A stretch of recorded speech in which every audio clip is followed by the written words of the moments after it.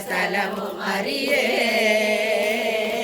பெரியோர்கள் தரிசனம் ஒரு நாளும் கண்டு நான் போற்றி கொண்டாடி அறியே.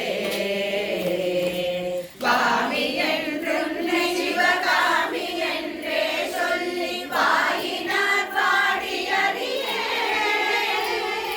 மாதா பிதாவினது பாதத்தை நாடுமே வணங்கி கொண்டாடும் அறியே.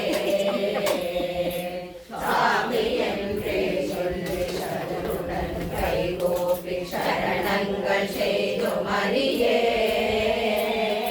சத்குருவின் பாத